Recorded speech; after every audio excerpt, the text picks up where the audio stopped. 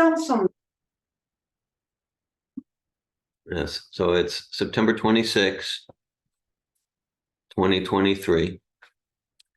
And so today is the anniversary of the appearance day of Srila Jiva Goswami and of Sri Vamanadeva. So we'll have some katha, some discussion about these special personalities. Om Namo Bhagavate Vasudevaya.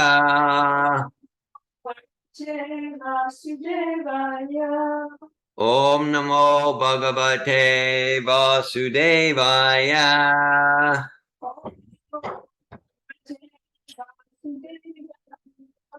Om Namo Bhagavate Vasudevaya.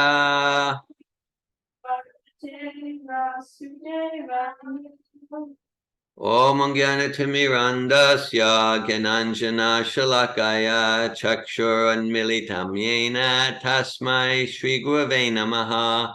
Shri Chaitanya Manobishtam Stapitam Yena Bhutale Svayamrupa Kadamayam Dadati Svapadantikam. Vandeham Shri Guru Shri Uttapada Kamalam Shri Gurun Vaishnavamscha Shri Rupam Sagrajatam Saganaragnatanvitam Tam Sajivam Sadvaitam Savadutam Parijana Sahitan Krishna Chaitanya Devam Shri Radha Krishna Padan Saganalalita Shri Vishakanvitamscha. Hey Krishna Karuna Sindhu Dinabandhu Jagatpate Gopisha Gopika Kanta Radha Kanta Namostute Tapta Kanchana Gaurange Radhe Vrindavaneshware Vishabhanu Sute Devi Pranamami Hari Priye Vanchakalpatu Yubhyascha Kripa Sindhu Bhyevacha Patitanan Pavanebhyo Vaishnavebhyo Namo Namaha. Jai Shri Krishna Chaitanya Prabhu Nityananda Shri Advaita Gadadara Shri Vasadi Gaura Bhakta Vrinda Hare Krishna Krishna Krishna Hare Hare Hare Rama Rama Rama Hare Hare. Namo Vishnu Padaya Krishna Prastaya Bhutale Srimate Bhaktivedanta Swami Niti Namine Namaste Saraswati Deve Gravani Pacharine Nirvishesha Shunyavadi Paschatya Desha Tarine.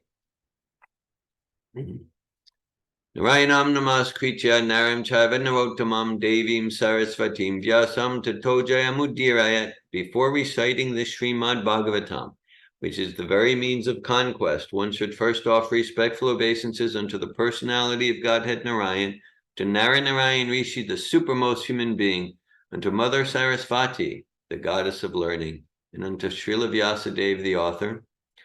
Nasta Prayeshva Bhadreshu Nityam Bhagavata Seveya Bhagavat Utama Shloke Bhaktir Bhavati Naishtiki.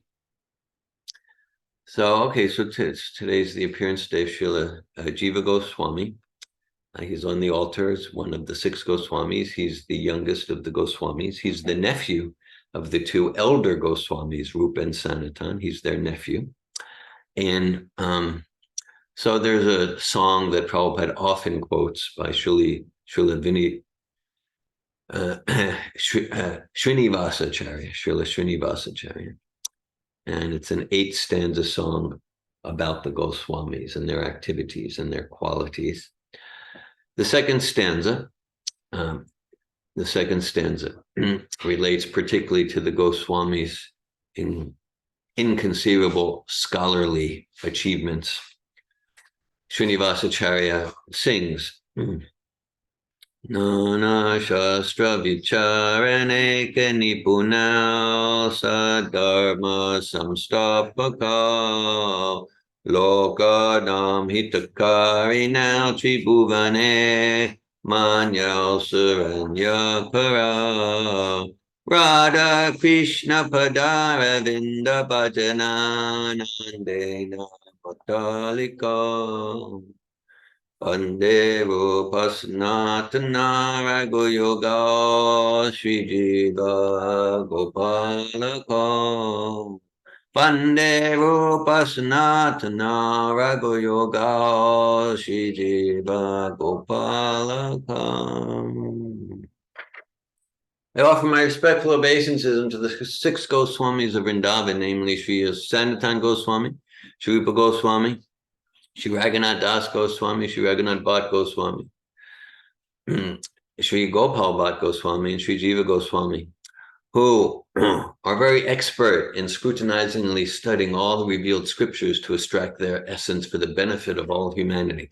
Thus, they are honored all over the 3 worlds, and they are worth taking shelter of because they're absorbed in the mood of the gopis and always constantly engaged in the service of Sri Sri Radha and Krishna.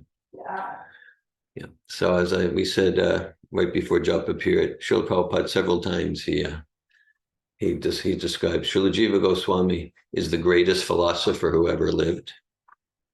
So that's a weighty statement. It's a weighty statement. And probably if we read Prabhupada's books, hear his lectures, his conversations, his letters, he profusely quotes Jiva Goswami. One element of Jiva Goswami's writings, but Prabhupada often established that he'll say Jiva Goswami establishes that to know God, the primary qualification to know God is to accept that God's inconceivable. Okay. So, inconceivable means that we can't understand. That's not what it means. That's not what it means. It means once we accept that to my puny mind and intelligence, which I think is so great and smart and all of that, that God, the supreme being, the absolute truth, the substratum of all existence, that God is way, way, way, way out of the box, like hundreds of trillions of miles of out of the box of with my material mind intelligence, I'm not going to get there. Once we accept that, then that's a foundation for adopting a different epistemology, a different way of knowing. Okay, so there's one type of epistemology, logical positivism, that by inference and we study and we analyze, okay, and that can get some knowledge in some areas. We can study a rock and see at what temperature it melts and, create microwave ovens and things like that. So it has its value, that epistemology, and it's limited in the Western philosophy. Immanuel Kant, maybe his classic work is Critique of Pure Reason, meaning by reason we can come to the conclusion that reason has its limits. And then once we understand, okay, right. So just like, okay. So again, those epistemologies, empiricism, material empiricism, they're generally effective when the object of study is inferior to the researcher, right? So that's why, they're good for studying rocks, because rock has less consciousness than the scientist, because those methods, it's about control and analyze, and we can take it into my laboratory, okay, and I can analyze with my brain, make hypothesis, okay. Now we can see that those methods, even if we start studying, say, animals rather than rocks, they're a little less effective, but still pretty effective, because more or less animals act like machines, not as much as rocks, but more or less. And we can see when it comes to studying humans, you got this really problematic thing involved called free will. And it's difficult, because if empiricism could accurately study that's why fields like psychology, sociology, political science, and cultural anthropology, they're known as inexact sciences, whereas physics, chemistry, biology, they're known as exact sciences. Because the more you have consciousness that's awakened, the diamond's uncovered, then you got the free will. And that's why, say, in criminology or sociology, right, if it was all deterministic, mechanistic, and and reductionistic, then we can, so we can predict with 100% certainty that there's going to be an attempted murder at that street corner at that time. But no, because with spiritual beings having a human experience, there's free will where it's not all reductionistic and deterministic and mechanistic. All right. So if I went to get to know a rock, the logical empiricism has its place, inanimate objects. But again, so let's say, like, if we want to get to know each other like equals, right? So let's say if I say, oh, I want to get to know Kim or Devin or Valerie or Amanda. Okay, so I'll observe you, take you into my laboratory. So I might get to know something rather superfluous about you. Oh, and they like to wear this color, and they seem to like this kind of food, something. But it's very limited. If I really want to get to know you, the conscious, distinctive, personal entity, there's a different epistemology. There's a different method, and that method is that I gain your love and trust. And then you choose to reveal yourself to me. You choose to reveal yourself to me. So that's what Jiva Goswami is saying. So God as the supreme person, right? It's like we know there's some person, some intelligence behind the creation of this computer or the creation of the watch. So behind the rotation of the planets or the veins of the leaves, which is so much more sophisticated than this computer, now there must be a person with intelligence far greater than the inventor of Dell computers. So to get to know a supreme person, So when we apply that method of gaining love and trust, and then the person reveals themselves to us, when we apply that to God, the supreme personality of Godhead, that's called bhakti. Krishna says in Bhagavad Gita, bhakti mam abhijanati yavinyash tasmi tatvata tato mam tatvato yetvavishte tadanataram. That's why Krishna says, he says to Arjuna and to us, he says, I can be known only by devotional service. That's why a few days ago we had Sri Radhastami, right? So she knows Krishna, right? Krishna is so indebted to the gopis, and Srimati Radha, especially Srimati Radharani, because they're just loving him and serving him. They're completely sold out servants. And so Krishna reveals himself. So to the extent that we serve Krishna, and Krishna says the way to tadviti pranipatena prapashnena seva upadekshanti deginam ganinas tadvidarshan. So Krishna says, you want to know me? Know me through one who is my pure devotee. That's the spiritual, the bona fide spiritual master, the bona fide spiritual master. In this pastime of Vamanadeva and Bali Maharaj, there's actually, it's so much about the guru principle and the false guru principle and making that distinction. Okay. So again, if we read Prabhupada, we're going to hear about Jiva Goswami and kind of everything we need to know about the Goswamis we get from Srila Prabhupada. That's what it means. He's our current, direct, living, 100% living link to the disciplic succession. Srinivasacharya also says about the Goswamis, they're all from very highly educated, prestigious, wealthy families. Sanatan Goswami, he was the prime minister of the whole country, and like that. And Srinivasacharya emphasizes, Tyaktva Turnama Shesha Mandalapati Shrenim Sadatu Chava Bhutvadina Ganesha Kau Karunaya Kopina Kanta Shritam Gopi Bhavara Samrita Dilahari Kalola Magna Mohon Pande Rupa Sanatana Raghuyoga Shri Jiva Gopalaka Pande Rupa Sanatana Raghuyoga Shri Jiva Gopalaka.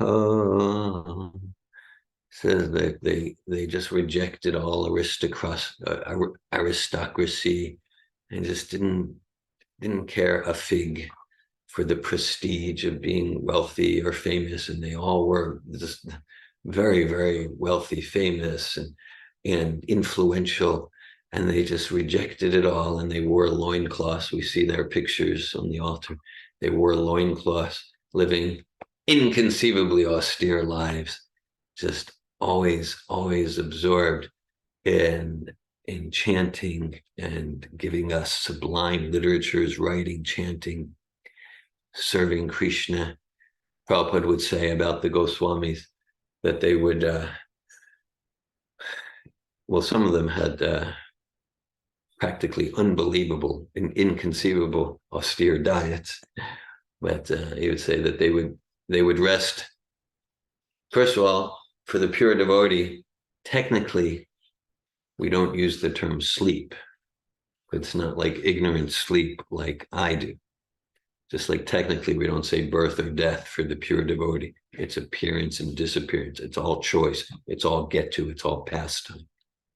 So similarly, even the resting of a pure devotee, it's not tamasic sleep. It's, okay, I'm going to rest this body. I'm going to protect this body for service to Krishna. It's part of my devotional service. And even in the sleep, it's absorption in Krishna and Krishna's service. So Prabhupada would say they would rest, sleep, hour and a half, 2 hours per night. And then Prabhupada would say, but sometimes they would forget to do that. So myself, I forget a lot of things, but I never forget sleeping and eating. Because those things are very dear to me, very dear. So I'm not going to forget sleeping and eating, right? But the Goswamis, what was dear to them is hearing and chanting and writing transcendental literature and sharing Krishna consciousness. And actually, there's a lecture about the Goswamis. It's like in the early days of Prabhupada's movement in the West, 1966. And he talks about that, and all these activities of the Goswamis described by Srila Srinivasacharya. And he said they would do counseling, coaching. Said that the townspeople would naturally come to them because they could see these are saints full of wisdom. And Prabhupada would say they wouldn't just talk about like what happens at the time of death and spiritual topics. Prabhupada would say they would talk about troubles with their marriages and things like that. And the Goswamis would counsel them and like that. So they were very dear to everyone. And this whole thing of like,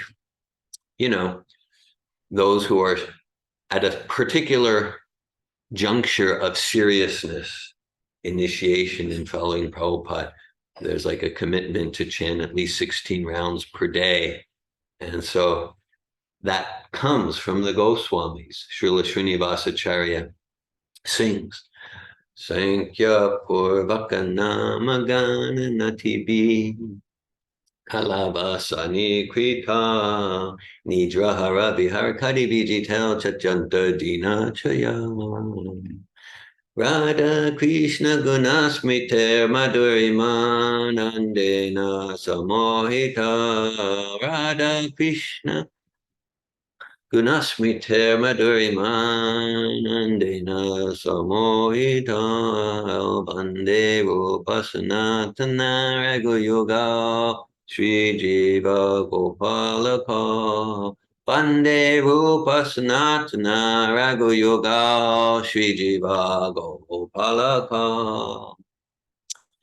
That describes that the 6 Goswamis, they were always involved in chanting and bowing down in front of the deities and other activities of devotional service. According, Sankhya means to count. They would make smart goals, measurable, time-oriented. They would not that they needed to, because they were spontaneously loving Radha and Krishna, but to set an example, they would make smart goals, like a minimum number of japa rounds of obeisances and all like that. And then and then Srinivasacharya describes it. Nidra haravi harakati vijitau janta dina chaya.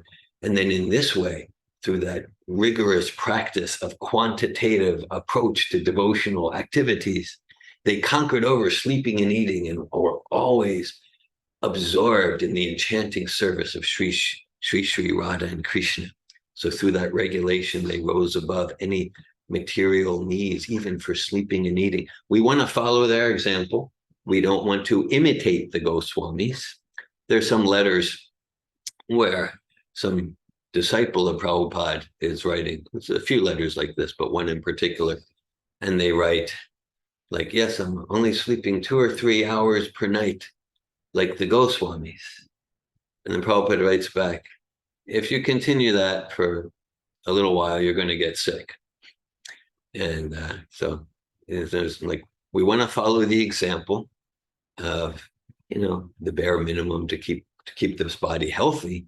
But if we imitate the Goswamis, because we're not at their level of ecstasy and Krishna consciousness, not even close. If we try to imitate them, we'll be imbalanced and we won't be clear, focused. And Prabhupada said, you'll probably get sick. So be balanced like that. And Prabhupada often cites the Goswamis. Again, the final stands in Srinivasacharya's Shad Goswami Astaka. And Prabhupada said the Goswamis, they weren't like, yes, last night I was with Radha and Krishna in the bushes. No, they exemplified, personified devotional service in Vipralamba Seva, in separation. Radhe Vrajadevi Ke Chalalite Nanda Sunokutam Shri Govardhana Kapaparapan Kale Kalindi Vane Kutam Kosanta Viti Sarvata Vrajapure Keder Mahavivalam Vande Rupasanatana Rago Yoga Shri Jiva Gopalaka Vande Rupasanatana Rago Yoga Shri Jiva Gopalaka. Well, that describes the Goswamis. They were always there at the banks of the Yamuna and Govardhan Hill and Vamsi Bhat, special places of Krishna's pastimes in Vrindavan. And their mood was, where is Radharani? Where is Lalita? Where is Krishna, the son of Nanda Maharaj? So they're always feeling like, I'm so fallen, I'm so distant, where are they? And then in that mood of separation, Krishna is completely present. And Prabhupada uses that wonderful example of the Goswamis to kind of caution us, because there's many in the name of like this kind of false, it's what's called sahajya, falsely, even though one lacks the purity of consciousness, pretending that I'm with Radha and Krishna and dancing with Radha and Krishna. And so Prabhupada emphasizes Jiva Goswami, Rupa Goswami, all the Goswamis, they were always in the mood of separation. So that's just a bit about the Goswamis. And again, if we hear from Prabhupada, we hear a lot about the Goswamis, including Jiva Goswami. There's extensive purports in Prabhupada's books about the life of Jiva Goswami, the philosophy, the writings. Today also is the appearance day of Lord Vamanadeva. So the pastimes of Lord Vamanadeva are described in many places, but especially the 8th canto of Srimad Bhagavatam. Actually, in the 8th canto, there's 9 chapters describing the pastimes of Lord Vamanadeva. So 9 full chapters of the Bhagavatam. We're not going to do that in 20 minutes, but we'll do something. So just like when we glorify Lord Nrsingadev, Jai Nrsingadev, Nrsingadev, Nrsingadev, Jai Nrsingadev. So we simultaneously glorify his special devotee, Prahlad Maharaj, Jai Prahlad Maharaj. Similarly, just like with Lord Ramachandra, Sitaram, so we naturally glorify Hanuman, the special servant. So with Vamanadeva, his special devotee is Bali Maharaj. It's quite a story. I mean, this is a fantastic story. I don't think I'm not going to get into it, but I encourage you read the whole Bhagavatam. But today can be a special day. Go to that 8th canto. And so Bali Maharaj, well, okay, one thing that comes to me. Bali Maharaj was a demon. So let's understand this. He was a demon. Okay. His grandfather is Prahlad Maharaj. So there's some biological connection. Prahlad Maharaj's father is Hiranyakashipu. So Bali Maharaj's great-grandfather, no, Bali Maharaj's great-grandfather is Hiranyakashipu. And that's because sometimes we have demons and divines. It seems very judgmental, and you're in this kind of, oh, you're that, and you're like forever doomed to be a demon, or you're a devotee, like that. So when we say asura or demon, really, it's referring to a family like Jones or Smith or Cohen. Okay, it's referring to a family. And so there are some families where predominantly those who appear in those families, they're called suras, or they're demigod-like, and they tend to be piously wanting to serve Vishnu, God, Krishna, not necessarily pure devotees. Then there are some families, the Daitya demons, the asuras, where primarily those who appear there, they're not so inclined to the godly service. But it's not determined by family, okay? So Prahlad Maharaj appeared in the family of the Asuras, Hiranyakashipu, but he was a Mahabhagavat. He is a Mahabhagavat, which means completely pure devotee of Krishna, even though he appeared in a so-called demon family. So this is a principle of Vaishnavism. It's not about birth. It's not about, but look at my past. How can I practice devotional service? Look at my family. Look at my past. It's not about education. It's not about how much money someone has. It's about a condition of the heart. So wherever we come from, and that's described in the Bhagavatam, Kirata Hunandra Pulinda Pukasha Bira Shubha Yavanaka Shadaya.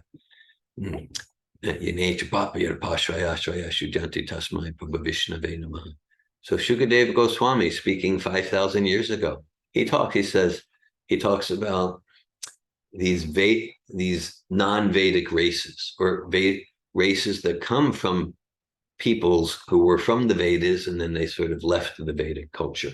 He talks about the Greeks and the Turks and the Russians and the Europeans and the Africans. Talks about all those races back thousands of years ago. He says, wherever someone comes from, by sincerely serving the pure devotee, one gets purified. So this process is completely universal, non-sectarian, and everyone's heart gets to be transformed. It's just a matter of sincerity. And as we've talked about in some recent discussions, and someone can have a lot of sattvic kind of godly qualities, but then they're kind of comfortable. Whereas the Goswamis, they came from all like these great Brahminical, well, most of them came from Brahminical families, or like they had all the material comforts, but they weren't attached to it. But if we have material comforts, life's pretty sattvic, pretty good, we might lack the Queen Kunti mood, Tvama Kinchana Gochara, with desperation. Govinda, Krishna, just accept me. So Bali Maharaj is the grandson of Prahlad Maharaj. Bali Maharaj and Prahlad Maharaj, they're amongst what's called the 12 Mahajans. Prabhupada refers to this a lot, 12 Mahajans. Svayambhu, Narada, Sambhu, Kumaro, Kapilo, Manu, Prahlado, Janako, Bhishmo, Balir, Vaya, Sakir, Vaya. So Bali and Prahlad, these are these great Vedic authorities, Bali Maharaj and Prahlad, but they're demons. It means they're from a particular family that wasn't so inclined to devotional service, but they themselves completely pure examples. And so we want to look at, if we're doing something spiritual, bhakti, who's our authorities? Our particular line goes through the Mahajan of Brahma, Swayambhu Brahma. And okay, and then what we talked about, like again, a few days ago, was Sri Radhastami. So the gopis, there's similarity between Bali Maharaj and the gopis. Could see what's similarity. But just like the gopis, they were so in love with Krishna, just like whatever the rules and regulations and expectations of respectable society, they were just, whatever, I just need, Krishna's playing his flute, I need to go serve Krishna. So we want to follow the example of the gopis. We don't want to imitate them, as we emphasize, like, you know, the mood of the gopis is exemplified by Srila Prabhupada leaving Vrindavan at the age of 70 to spread, to bring people to go all over the world to bring people to Krishna. So similarly, Bali Maharaj was in a particular situation. He was in a particular situation where, again, like he had his family guru, a family guru. And the family guru was directing, the family guru, Shukracharya. Shukra means semen. It means like it was a guru by family lineage, DNA. And Shukracharya, he was interested that the family keeps its political power, stuff like that, its land, its influence. And so Shukracharya was guiding Bali in a way to take Bali away from serving Vamanadeva, who's an avatar of Vishnu, an avatar of Krishna. We were reading this morning before Japa about Krishna was Prabhupada was talking about avatar. So Vamanadeva is an avatar. And so Bali Maharaj, he could see, look, Nate Vidu, his grandfather, Prahlad Maharaj, said, Nate Vidu Svartakatim hi Vishnu Darashaye by Artamanina and Ayatande Upaniyamana Tepisha Tantram Udamni Bada. Prahlad Maharaj says, yeah, foolish people don't get the goal of life is service to Vishnu, Krishna. So Bali Maharaj could see, like, that's the essence of life, to serve Vamanadeva, to serve Vishnu. And because the guru was seeing that if you give this service to Vamanadeva, and the details are very far out, I'm not going to go into it right now, but if you do the service, that won't be good for the family treasury. So Bali Maharaj, which was also like, the society was shocked. He rejected his guru, but really he rejected his guru in quotes, because this was like a materialistic guru, just like in modern days. Like, who's your computer guru? You know, something like that. So Shukracharya was like a family guru, but Bali Maharaj, he understood the essence of real spiritual life. And so he gave himself to, he surrendered fully to Vamanadeva. And so, okay. So here, well, again, there's 9 full chapters. Maybe we'll go another 15 minutes, read a few things. Okay. So I turned here, Canto 8, Chapter 22. Canto 8, Chapter 22. All right. And I turned,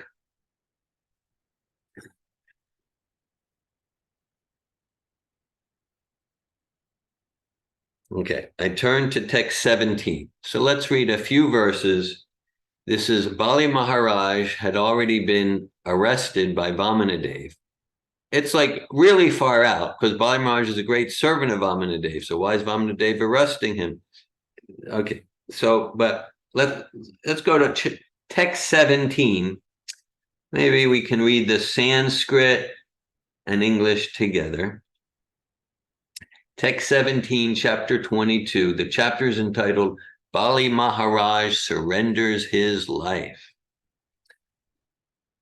Yahi vidvan api muyate yatas tato vichaste gatimatmano yata. Tasmai namaste jagad ishvaraya vai narayanaya kile loka sakshide. Translation. Material opulence is so bewildering that it makes even a learned, self-controlled man forget to search for the goal of self-realization. But the Supreme Personality of Godhead Narayan, the Lord of the universe, can see everything by his will.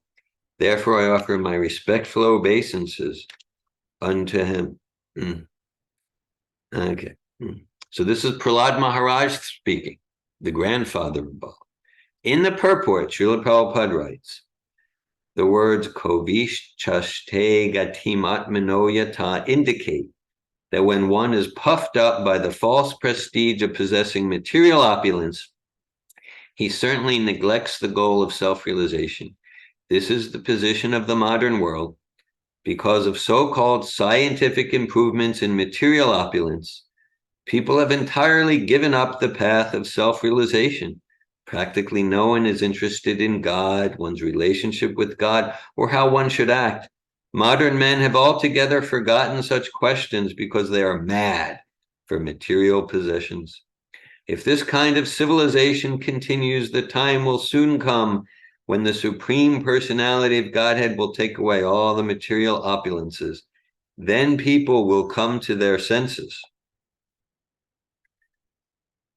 Let's continue to text 18, chapter 22, canto 8. Shri Shuka Uvacha Tasyanushrinva Torajan Paradasya Kritanjale Hiranya Garbo Bhagavan Udacha Madhusudadam. Shukadev Goswami continued, O King Parikshit, Lord Brahma then began to speak to the Supreme Personality of Godhead within the hearing of Prahlad Maharaj, who stood nearby with folded hands. Let's just get the scene here. So Prahlad Maharaj spoke. Now Shukadev Goswami is narrating that Brahma is speaking. And let's go to text 19. We can read the Sanskrit together. Badham Bhiksha Patim Sadvi Tatpani Baya Bibala Pranjali Pranato Pendram Babhase Ban Mukhi Nripa. Translation. But Bali Maharaj's chaste wife, afraid and aggrieved at seeing her husband arrested, immediately offered obeisances to Lord Vamanadeva, Upendra. She folded her hands and spoke as follows. In the purport, Srila Prabhupada writes, although Lord Brahma was speaking, he had to stop for a while because Bali Maharaj's wife, Binjavali, who was very agitated and afraid, wanted to say something. So it's quite a scene there. So Brahma, he's, again, the chief engineer of the universe. He's like the greatest personality in the universe. So he begins to speak. But Bali Maharaj's wife, Binjavali, interrupts him.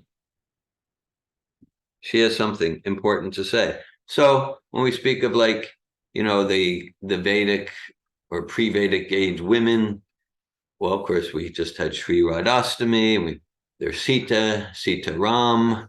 We hear a lot about Draupadi, Gandhari. So here, Vijayavali, she's this great devotee of Vamanadeva, great devotee of Krishna.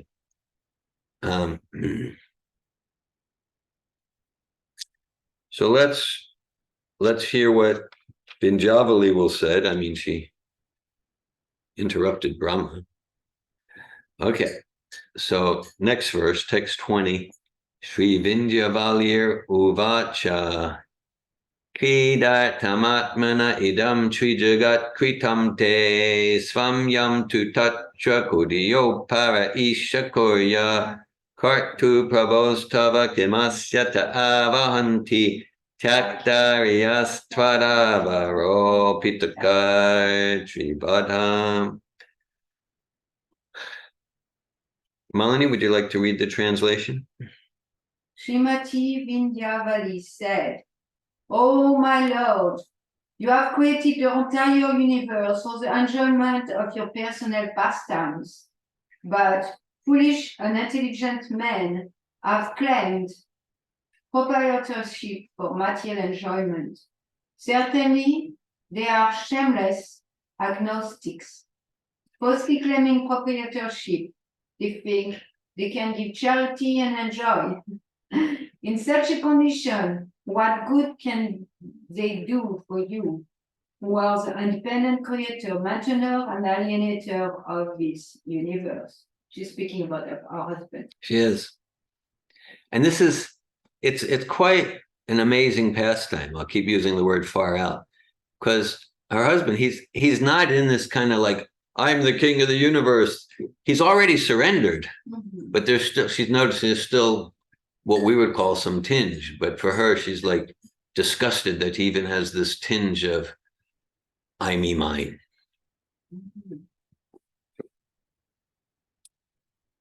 Bhakti and Valerie, would you like to read the purport? Yeah.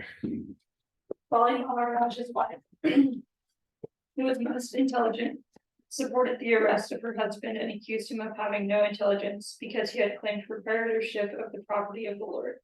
Such a claim is a sign of demonic life. Although the demigods, who are officials appointed by the Lord for management, are attached to materialistic enjoyment, they never claim to be proprietors of the universe, for they know that the actual proprietor of everything is the Supreme Personality of Godhead. This is the qualification of the demigods. But the demons, instead of accepting the exclusive proprietorship of the Supreme Personality of Godhead, claim the property of the universe for themselves through demarcations of nationalism. This part is mine and that part is yours. They say, this part I can give in charity and this part I can keep for my enjoyment. These are all demonic conceptions. This is described in Bhagavad Gita, chapter 16, verse 13. Idam adya maya labham imam prapashe manaranathan.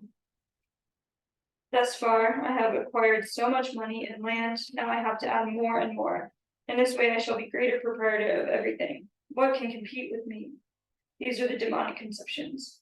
Bali Maharaj's wife accused Bali Maharaj by saying that although the Supreme Personality of Godhead had arrested him, showing him extraordinary mercy, and although Bali Maharaj was offering his body to the Supreme Lord for the Lord's third step, he was still in the darkness of ignorance. Actually, the body did not belong to him, but because of his long-standing demonic mentality, he could not understand this. He thought that since he had been defamed for his inability to fulfill his promise of charity, and since the body belonged to him, he would free himself from defamation by offering his body.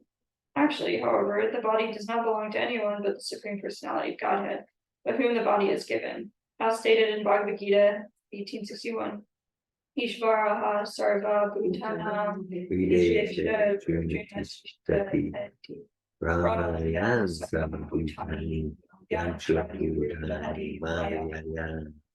The Lord is situated in the core of everyone's heart, and according to the material desires of the living entity, the Lord offers a particular type of machine, the body, through the agency of the material energy.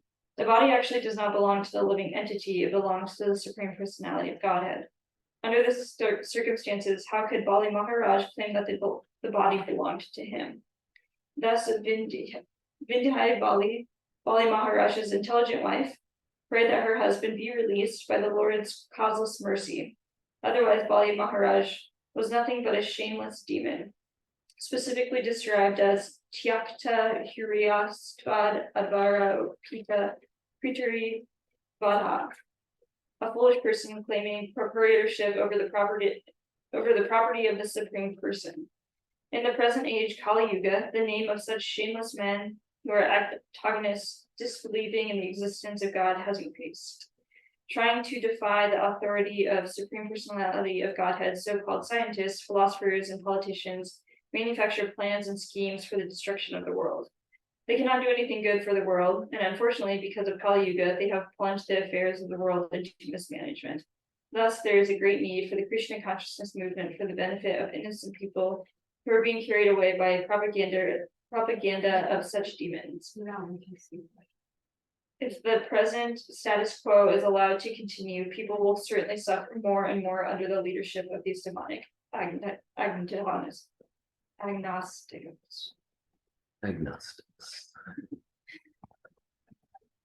Okay. All right, so we've read some, we spoke about Goswamis and aspects of philosophy and Bali Maharaj. Would anyone like to share any realizations or comments or ask any questions at this time?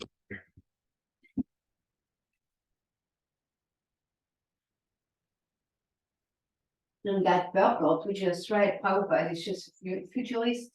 Futurist. Yeah. Yeah. Well, futurist. Yeah, he's prophesizing. He's You prophesying. can see, Yeah. you can see that the government are going to be thieves and take advantage of and we can see that more and more people are really misled. More and more people, innocent people are brainwashed and misled and to the cliff, really to the cliff. Yeah. And that's, the whole they purport. carried away by propaganda of such a demand. Right. Is the present status quo, which was in the 70s, is allowed to continue, which it was. Yeah. People will certainly suffer more and more under the leadership of these demoniac agnostics. Very prophetic. Yeah, and more people are getting aware of that, but nothing is done.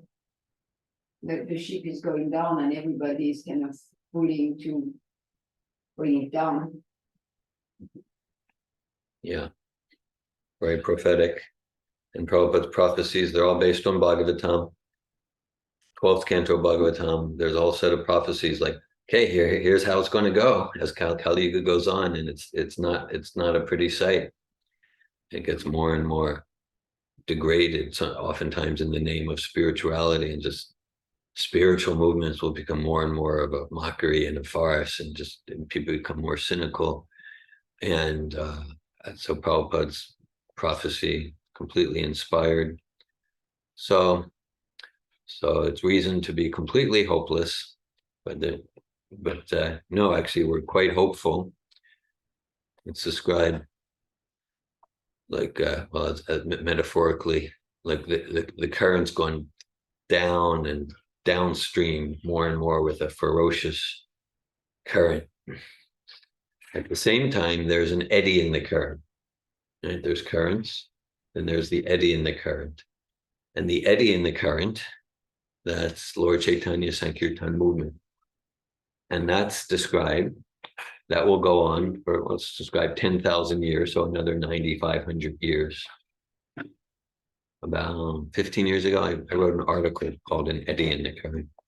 So another analogy we could use, just like there's an increasingly ferocious rainstorm, increasingly just hail and winds and tornadoes. That's Kali Yuga, going for another 427,000 years approximately.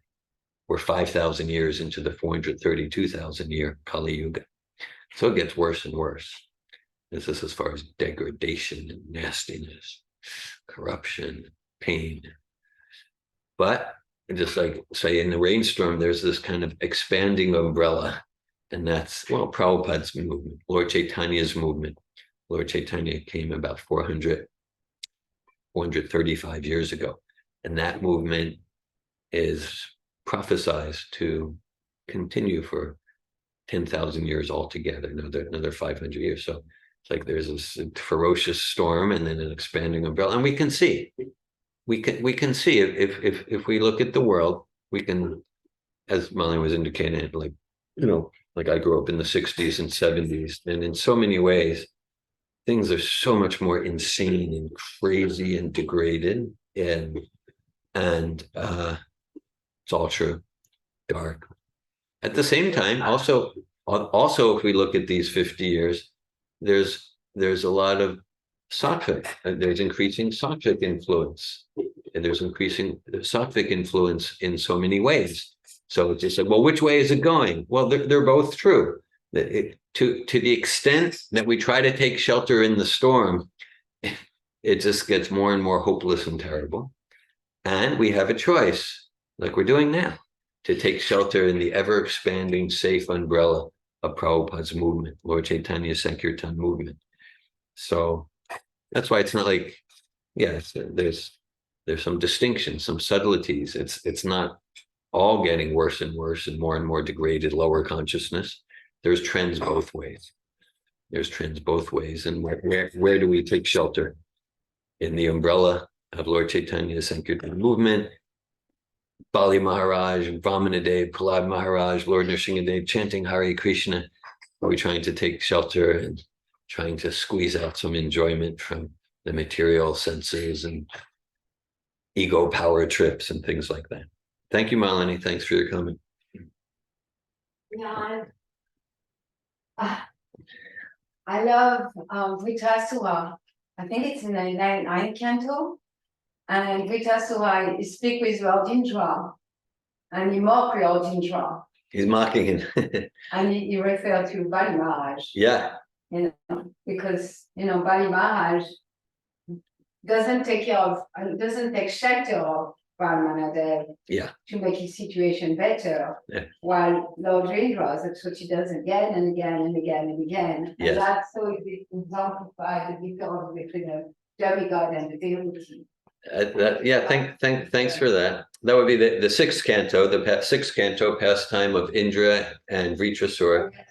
That's another example, because Indra, he's a demigod, so he has a devotional heart. But in that past, he acts like a complete demon, just like greedy, power hungry. And Vritrasura, he is from this big demon family.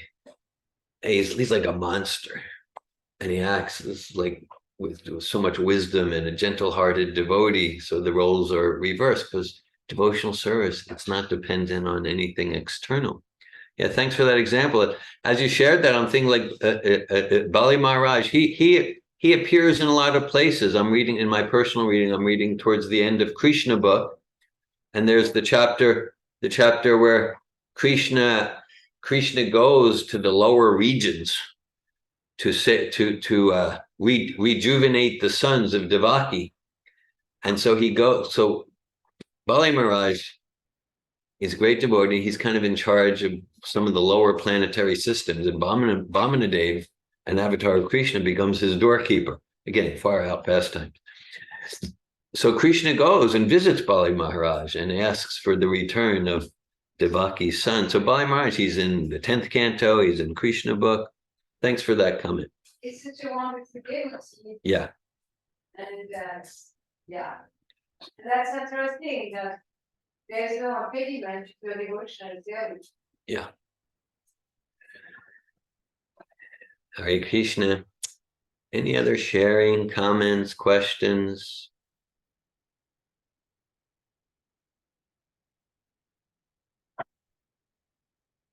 Hare Krishna. Srimad Bhagavatam ki jai. Srila Prabhupada ki jai. Shri Vamanadeva ki jai. Shri Bali Maharaj ki jai. Hare Krishna. Thank you.